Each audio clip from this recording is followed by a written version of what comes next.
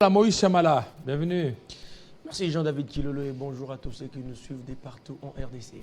Voilà, qu'est-ce que vous avez prévu pour nous ce matin? Hier, nous nous sommes entretenus avec un acteur politique au nom de Childéric Ndossa, qui est aussi cadre du UNC. On a quand même essayé d'échanger sur ce deuxième mandat de Félix Tshisekedi et la nouvelle et cette quatrième législature qui, nous savons tous que depuis le 29 janvier, les députés ont rehaussé de leur présence au niveau de l'Assemblée nationale. Tout justement, c'était à cause d'appel nominal et l'installation du bureau d'âge. Et hier, c'était la reprise au niveau de l'Assemblée nationale entre les bureaux sortants et les bureaux d'âge nouvellement installés. Alors la première question était celle de savoir, nouvelle législature, quels sont les enjeux de ces premiers bureaux d'âge? Voilà, le bureau d'âge, on suit, on revient.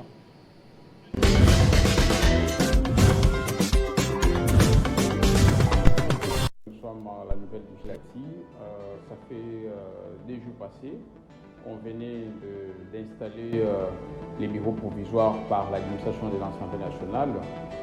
L'objectif pour cette nouvelle législative, c'est de procéder à un contrôle efficace du gouvernement, de légiférer les lois qui auront de l'impactation de la situation sociale de la population.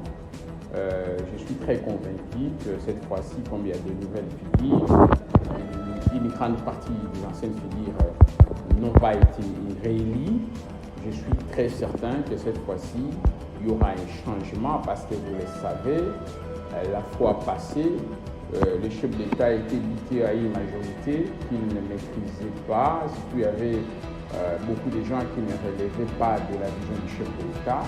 Moi, je crois que cette fois-ci, comme il y a une majorité acquise, monsieur le président de la République, je suis très certain que cette fois-ci, ce Parlement sera efficace. Ce Parlement va procéder à un contrôle, comme je le disais, aussi sérieux au niveau des entreprises de l'État comme au niveau du gouvernement, et légiférer des lois, des bonnes lois qui auront de l'impactation dans les chefs de la population.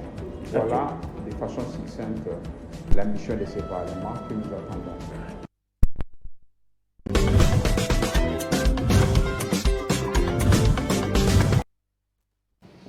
Voilà, là, ce sont les enjeux du bureau d'âge. Vous savez, le bureau d'âge est conduit par Christophe Mbosonkoda ainsi que les deux jeunes, le fils Abati ainsi que le fils Agematembo, qui sont là durant les 3 mois.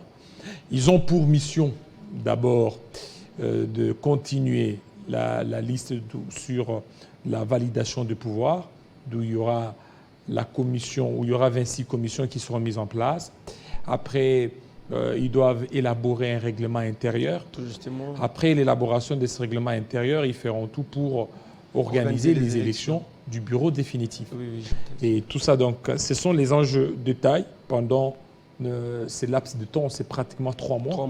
3 mois, 3 mois, oui, on tient à ce que ce soit 3 mois parce que nous connaissons les tractations politiques, mais selon le règlement, il est prévu 3 mois. Alors la deuxième question était celle de savoir, l'Union sacrée a la quasi-totalité de la majorité au niveau de l'Assemblée nationale. Est-ce que ce n'est pas un boulevard vide en faveur de Félix Tshisekedi? Vous savez que un président de la République, s'il travaille en synergie avec une Assemblée nationale qui a s'acquise, tout est facile pour lui. Voilà. Alors c'était ça la plus grande question, la deuxième. Alors, on suit la deuxième.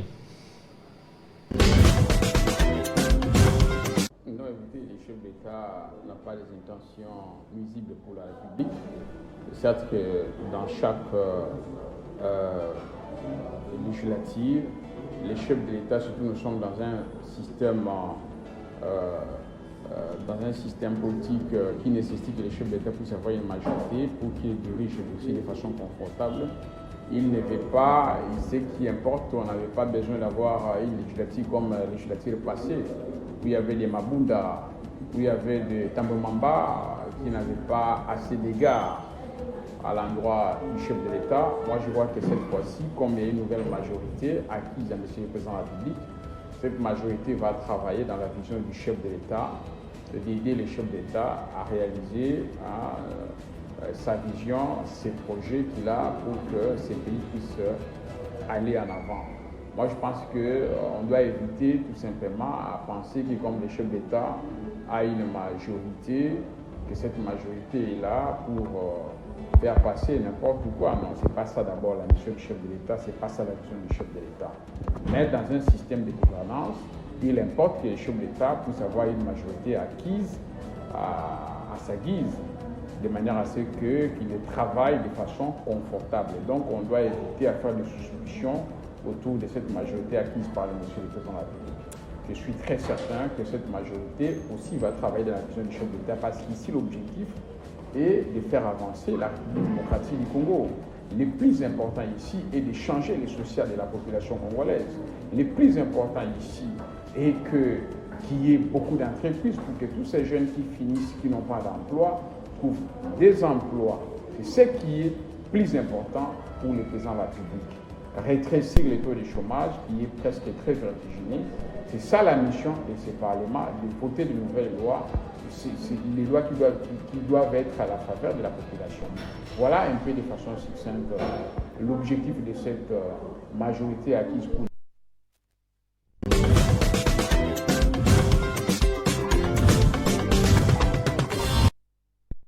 Voilà, ça c'est l'objectif de la majorité.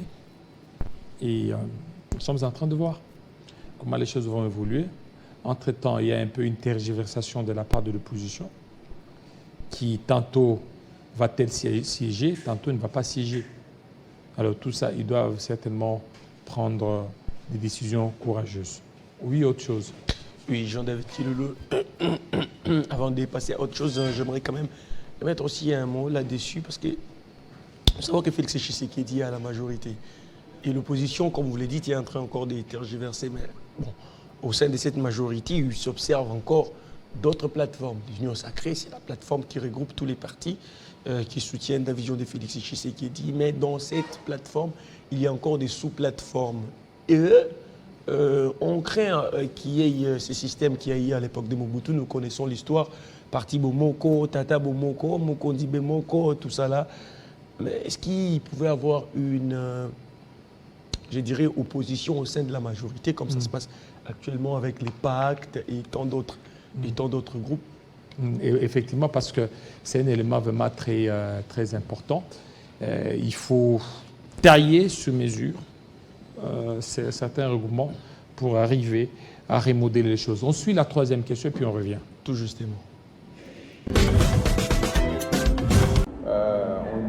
Tous on attendait l'installation du Parlement. Déjà, il y a un bureau provisoire.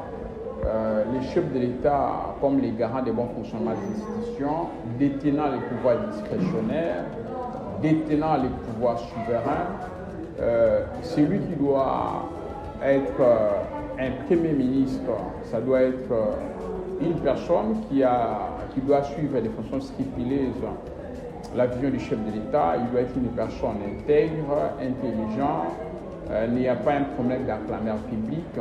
Il doit être une personne qui suit la vision du chef de l'État, mais qui doit aussi être compétent, intelligent, ouais, qui a une bonne moralité, qui n'a pas un problème d'éthique. C'est ça le profil d'un Premier ministre que nous avons besoin. Parce que le Premier ministre, c'est celui qui met en musique la vision du chef de l'État. C'est lui le chef du gouvernement.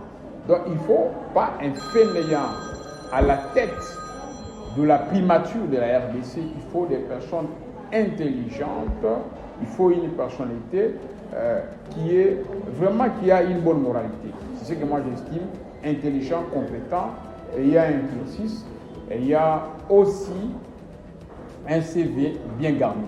C'est ce qui importe.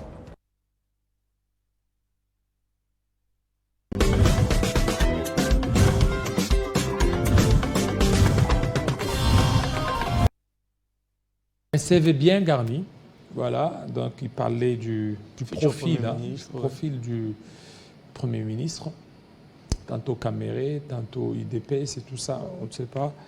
Les jours nous en diront un peu plus, parce que nous savons que ce soit au niveau de l'Assemblée nationale, au niveau du perchoir ou de la présidence, en fait au niveau de l'Assemblée nationale, au niveau de la primature, vous devez négocier avec UDPS. C'est UDPS qui a la majorité. Donc vous n'allez pas vous en passer de l'UDPS. 69 députés, Donc, vous devez certainement être avec Sans UDPS. compter les mosaïques. Donc, UDPS a UDPS décidé parce que UDPS est majoritaire. Arrivé ici à Kinshasa, UDPS est majoritaire. Donc, c'est un peu stratégique. UDPS devra aussi jouer son rôle.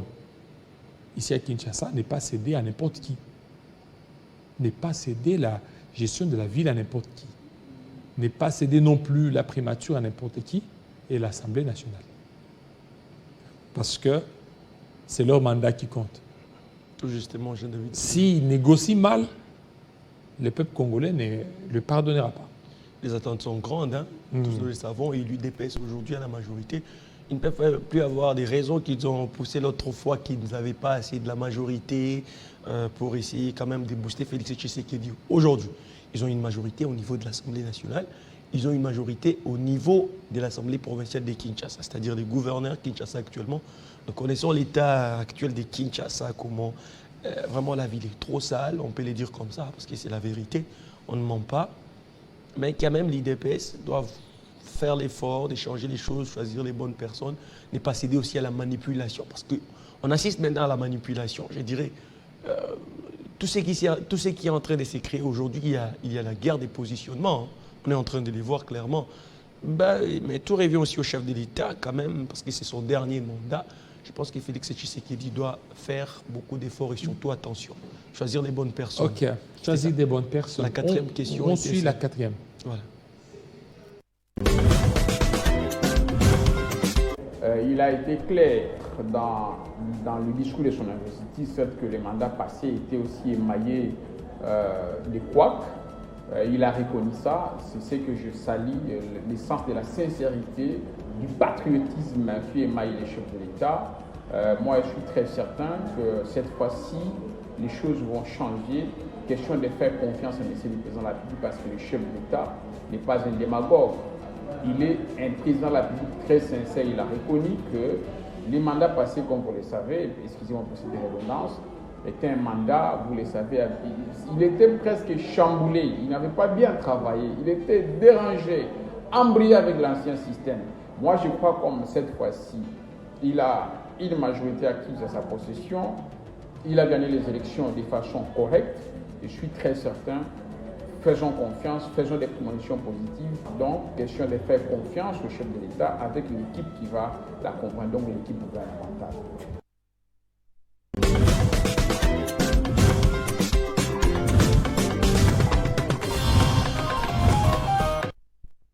Alors, on va prendre la dernière question.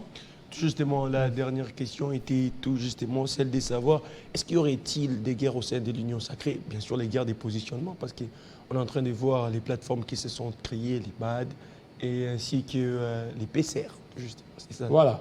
On suit la dernière question.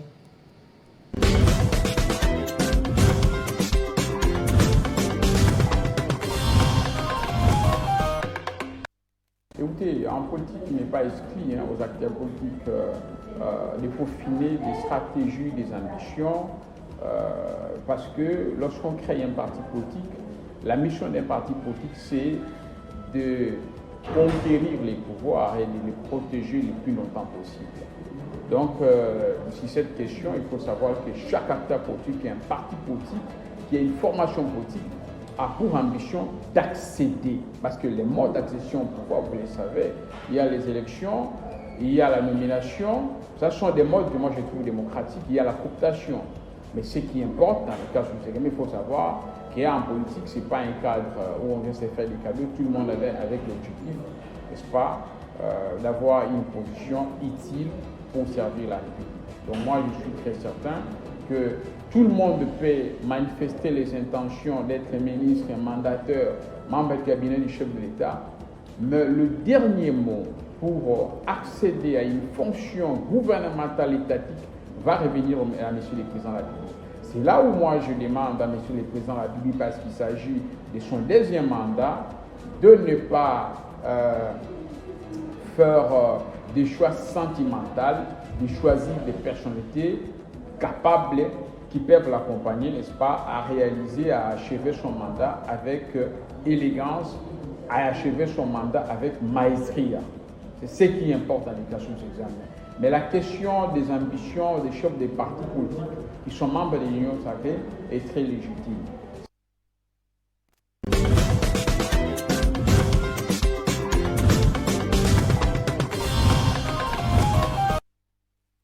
Voilà, merci. On a terminé avec vous, Tchamala. Tout justement, Jean-David Kilolo, j'ai profité également pour saluer tous les téléspectateurs des Télé 50. Voilà, merci. On va se retrouver le jeudi prochain tout à l'heure. Nous allons recevoir, tel qu'annoncé, le prophète Élie Samano, King Sam. Avec lui, on va parler réconciliation ou dialogue. Tout de suite.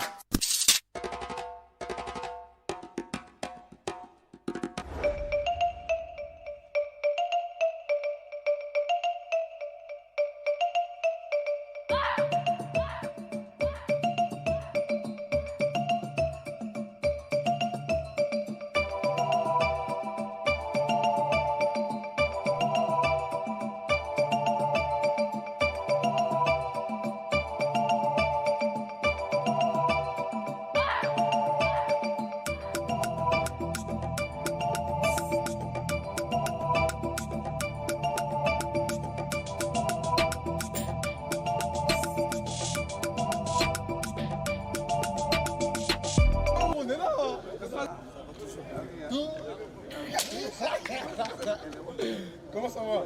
Boss! 35. C'est comment, boss? Eh, il y a quelqu'un venu. Ça, bon. Il y a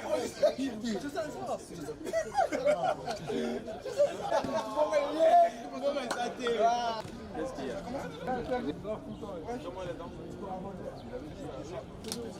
Comment